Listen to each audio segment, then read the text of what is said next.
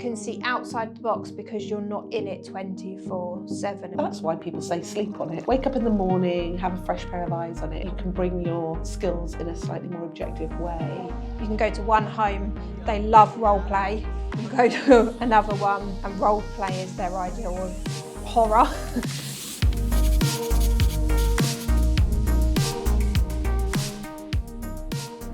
You're quite embedded as a training provider as well, and that's quite unusual within service setups. Yeah, so some services will have their own training team or hub, but for SuperCare obviously we are external, which has the benefits that, you know, we are outsiders, if you like, but actually we know all of the teams inside and out. We know each of their individual learning styles, what they like, what they don't like.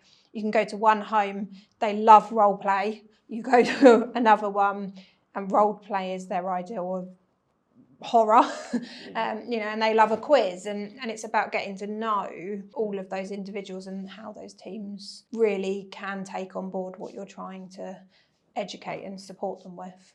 I'm curious to know how that benefits you, having that relationship with the team, and how the needs of the young people maybe differ across the homes, and how that shapes your training package as well. Yeah, I think the benefit of us really knowing the teams and the young people, you know, as much as we can know the young people, is that we get a real sense of the individuals we're training. You know, we know things about their histories, their personal lives, and also their current experiences, which really helps us to support them, and also to educate them and support them around the needs of the young people. And yes, you know, this child or young person might be showing this behaviour, but actually have you considered this or have you considered that? And it might be about their history or the child's experiences, or sometimes I think as an outsider, you can see outside the box because you're not in it 24/7. And again, I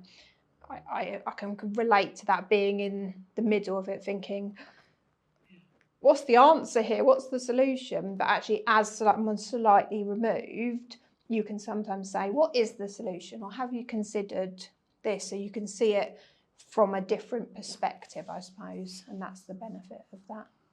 Brings objectivity, doesn't it? Yeah. And sometimes just taking a breath. That's why people say sleep on it. Yeah. Yeah. Sleep on it. Yeah. Wake up in the morning, have a fresh pair of eyes on it. It's having that insider sort of awareness because you've worked in these environments, and you're used to working in these environments, but you can bring your skills in a slightly more objective way that benefits the thinking for the young people. Yeah, that approach that people use, a bit like you guys, you know, those sort of PACE approaches, or the, you know, love, care and nurture approaches. I think it really, you know, there's so much research that is the best way to support young people. But also we need to support our team members in those same approaches because of, like I say, their own experiences and their own upbringings as well. So it's embedding it in everyone. And I would say as well, as psychologists, I mean, we often talk about evidence-based practice, but we also think about practice-based evidence. And so when we're thinking about frameworks for our practice and how to meet the needs of our young people, actually hearing the views of the teams who are on the ground and can feedback what works, what doesn't practically is really valuable. And to have a training team that can hold that and listen to that and adapt and shape training based on that is really important, I feel. It's just that joined up between the training and the therapist teams. You know, we direct the team members to you guys, you directing them back to us, and supporting them in that holistic approach, I think, is the important thing.